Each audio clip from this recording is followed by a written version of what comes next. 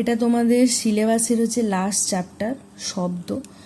তো সাউন্ড যাকে বলা হচ্ছে ইংলিশে।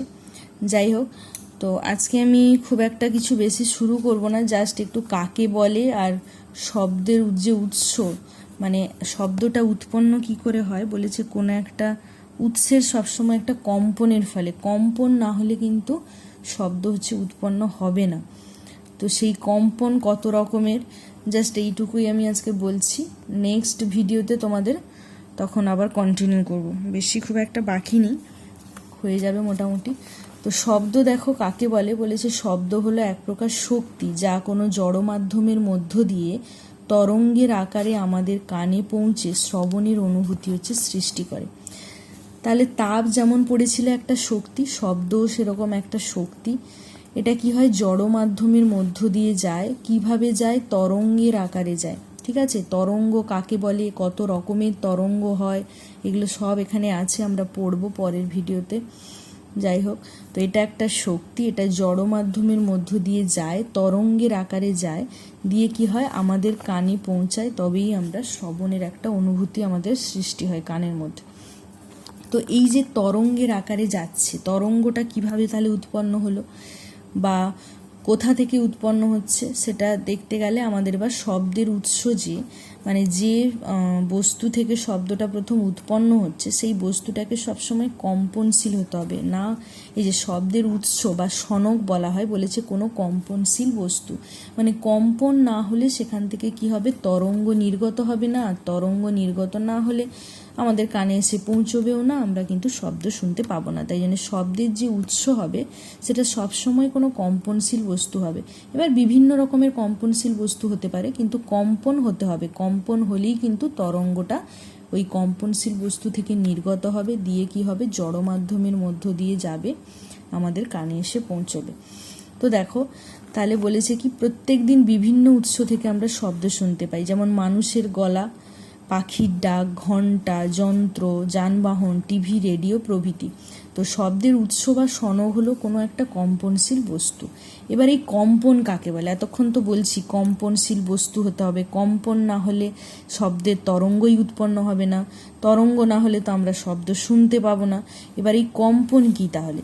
না, একটি গতিশীল কণা বা বস্তু একই পথে বারবার আসা যাওয়া করলে কণা বা বস্তুটির গতিকে আমরা কি বলি, কম্পন বলি। তোমরা এমনি দেখো, এখানে তো বিজ্ঞানের ভাষায় ভালো করে লিখেছে, এমনি কোনো একটা জিনিস এভাবে কি হয় যে কাঁপছে। তো এই যে দেখো, এটা আমার আঙুল বলে এই মুহূর্তে বুঝতে পারছো না এত ভালো করে। এই যে এখানে সুরশলাকার একটা খুব ভালো উদাহরণ দেওয়া আছে, বা কিছুই নয়, মানে এখানে উদাহরণটা আমি তোমাদেরকে এক্ষুনি বলছি। জেনারেলি কি হয়, যেটা নর্মাল এমনি এখানে বোঝাতে চাইছে, ধরো এরকম একটা জিনিস বলছে একই পথে কি হবে, এই যে কোনো গতিশীল কণা বা বস্তু একই পথে যদি বারবার আসা যাওয়া করে।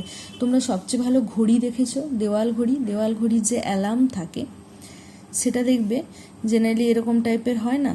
তো দেখবে একই পথ বলতে একবার এদিকে যায় আবার ফিরে আসে, আবার একবার ওদিকে যায় একবার একই ফিরে আসে। তো এভাবেই কিন্তু ওর সবসময়, এটাও কিন্তু এক ধরনের কম্পন। ঠিক আছে, তো তা ওই জন্যই কি হয়, বা এই যে সুরশলাকা, এই উদাহরণটা দিলেও বুঝতে পারবে।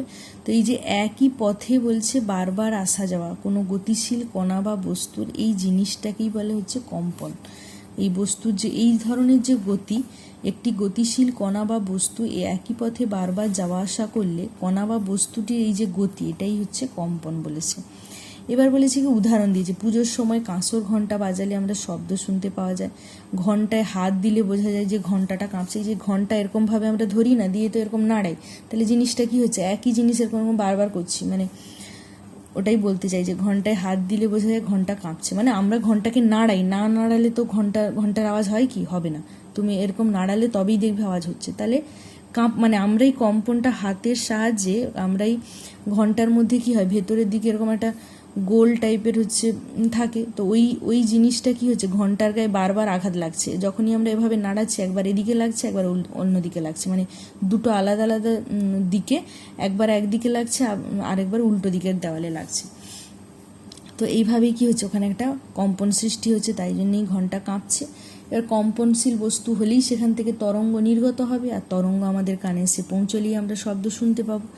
তো স্কুলে যখন ঘন্টা বাজানো হয় তখন ঘন্টায় হাত দিলে বোঝা যায় ঘন্টা কাঁপছে। এখন তো স্কুলে তোমাদের ইলেকট্রিক বেল হয়ে গেছে, কিন্তু আগেকার দিনে কি হতো, এমনি ঘন্টি বাজাতো। এমনি তোমরা ওই যে এমনি পুজোর সময়ও দেখবে, মানে বিভিন্ন ঠাকুর পুজোর সময় যে ঘন্টি যে বাজানো হয় সেখানেও তো তাই একই জিনিস। এরকম একটা মানে ঘন্টি থাকে, সেটা হাতা একটা থাকে, সেটা দিয়ে তোমরা বারবার এভাবে কি হয় আমরা আঘাত করি। তো সেটাও কি হচ্ছে, এইভাবে আঘাত করার ফলে সেখানেও একটা কম্পন সৃষ্টি হচ্ছে। একটি ষোড়শলাকা, এই যে এখানে যে উদাহরণটা দিয়েছে এটা একটা ষোড়শলাকা, ঠিক আছে। এই যে ইউ আকৃতির যে এরকম একটা এটা হচ্ছে রাবারের হয়, অনেক সময় তোমার রাবারের না হয়ে অন্য কিছুরও হতে পারে।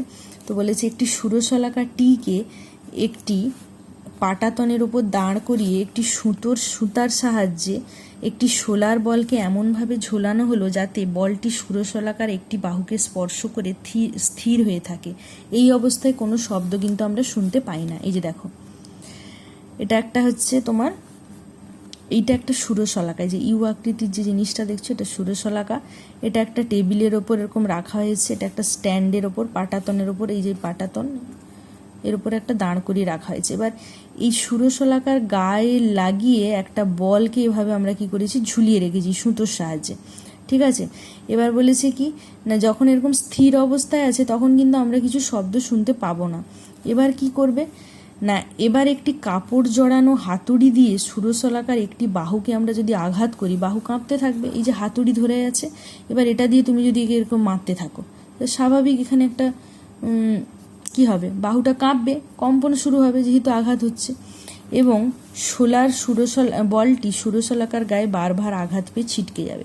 যেই এটা কাঁপবে, এটা প্রথমে, এটা তো আগে কি হয়েছিল, স্থির হয়েছিল বলে বলটা গায়ে ভাবে লেগেছিল। যেই এটা কাঁপতে শুরু করবে তখন বলটাও কি হবে, আঘাত, যেহেতু এটা কম্পন হচ্ছে, বলটা একবার এর গায়ে লাগবে, আবার দূরে চলে যাবে, আবার লাগবে, আবার দূরে চলে যাবে, এরকম একটা হবে। তো বলটি ষোড়শলাকার গায়ে বারবার আঘাত পেয়ে ছিটকে যাবে। এই যে বল যখন আঘাত পাচ্ছে ছিটকে এই অবস্থায় আসছে, তাই জন্য এটা ডট ডট করে দেওয়া আছে, আবার আসছে, আবার ছিটকে এই অবস্থায় আসছে, এটাই বোঝাচ্ছে। এই অবস্থায় শব্দ শুনতে কিন্তু পাওয়া যাবে। এইবার ষোড়শলাকার বাহুতে হাত দিয়ে তার কম্পন থামিয়ে দিলে আর শব্দ শুনতে পাওয়া যাবে না। সোলার বলটিও এখন স্থির হয়ে ষোড়শলাকার বাহুকে স্পর্শ করে থাকবে। এর থেকে প্রমাণিত হয় যে ষোড়শলাকার বাহুর কম্পন হলে শব্দ উৎপন্ন হয়। মানে এটাই তোমাদেরকে এখানে বোঝাতে চাইছে যে কম্পনশীল বস্তু বা কম্পন না হলে কিন্তু সেই বস্তু হোক বা কোনো গতিশীল কণা হোক, তার থেকে কিন্তু তরঙ্গ নির্গত হবে না। তরঙ্গ নির্গত না হলে আমরা শব্দে শোনার বা শব্দ উৎপন্ন হওয়ার কিন্তু কোনো চান্স নেই, এটাই বোঝাতে চাইছে। তো দেখো এখানে দেখো, এবার মানুষের স্বরতন্ত্রীতে শব্দ উৎপন্নের কৌশল বলা আছে। মানুষ যখন কথা বলে তখন গলায় অবস্থিত গলনালীতে থাকা দুটি স্বরতন্ত্রীর কম্পনের ফলে শব্দ উৎপন্ন হয়। ফুসফুস থেকে উৎপন্ন বায়ুপ্রবাহ বায়ুচাপ সৃষ্টি করে স্বরতন্ত্রী দুটিকে কম্পিত করে। মানে এখানে কম্পনটা এইভাবে সৃষ্টি হয়। যদিও আমরা তো ছবিই দেখেছি, একেবারে সামনাসামনি তো আর গলার ভেতরে স্বরতন্ত্রী তো আর আমরা জেনারেলি দেখি নেই। তো যাই হোক, এখানে তোমাদের বইতেও ছবি আছে, সেটা দেখে একটু কল্পনা করার চেষ্টা করবে। তো ফুসফুস থেকে উৎপন্ন বায়ুপ্রবাহ কি বলেছে, বায়ুচাপ সৃষ্টি করে স্বরতন্ত্রী দুটিকে কম্পিত করবে। স্বরতন্ত্রী দুটির কম্পনের ফলে শ্রুতিগোচর স্পন্দনের সৃষ্টি হয় এবং এর ফলে গলা থেকে বিভিন্ন ধরনের সুর উৎপন্ন হয়। এই প্রক্রিয়াটি পরের পাতায় চিত্র দ্বারা প্রদর্শিত করা হলো। এখানে দেখো একটা চিত্র আছে, এই যে গলনালী, এটা গলা আমাদের, এর ভেতরে এরকম স্বরতন্ত্রী আছে, স্বরতন্ত্রীর কম্পনের সৃষ্ট, মানে এইটুকু মানে একটু মনে রাখো, জাস্ট এগুলো তার এভাবে কিছু কোশ্চেন হবে না। যে এই স্বরতন্ত্রীতে কি হচ্ছে, ভেতরে আমরা যে প্রশ্বাস নিচ্ছি আর নিঃশ্বাস ছাড়ছি, মানে অক্সিজেন নিচ্ছি আবার ছাড়ছি, তো এই যে একটা প্রেশার, আমাদের লাংস কি হয়, এরকম পাম্প হচ্ছে, একবার ফুলছে যখন আমরা গ্রহণ করছি, যখন আবার বের করে দিচ্ছি যখন সেটা আবার সংকুচিত হচ্ছে, এই যে পাম্পিং যে সিস্টেমটা। তো এই যাই হোক, এই ব্যাপারটার ফলে কি হয়, একটা বায়ু প্রবাহ কি হয়, এই গলার ভেতরে যে স্বরতন্ত্রী আছে সেখানে আঘাত করে। এই বায়ুর আঘাতের ফলেই কিন্তু এই জায়গাটা হচ্ছে কম্পিত হয়। কম্পিত হয় বলেই আমরা কিন্তু কথা বলতে পারি, এত রকম আওয়াজ বেরোয়। যাই হোক, তো এই জিনিসটা একটু মোটামুটি কথা হলো। যে কম্পনশীল হতে হবে, সেটা বস্তুই হোক কোনো গতিশীল কণা হোক, সেটা না হলে কিন্তু শব্দ উৎপন্ন হবে না। এবার এখানে একটা কিছু উদাহরণ হাতে কলমে কি দেওয়া আছে দেখো। 2 টুকরো সরু পাতলা কাগজ 2 প্রান্ত টান টান করে 2 হাত দিয়ে ধরা হলো। এই যে দুটো কাগজের টুকরো ধরেছে, এরপরে কাগজ দুটির মাঝে জোরে ফুঁ দিতে বলেছে। এর মাঝে কাগজের টুকরো দুটো কম্পিত হলো। এই প্রক্রিয়াটি বারে বারে করা হলো। মানে কাগজের কম্পনের ফলেই যে শব্দ উৎপন্ন হয় সেটা প্রমাণই করতে চাইছে, আর কিছু নয়। মানে এই রকম দুটো টুকরো, তার মাঝে ফুঁ দিলে এখানে দুটো কাগজ কি হবে, কাঁপতে থাকবে। সেই কম্পনের ফলে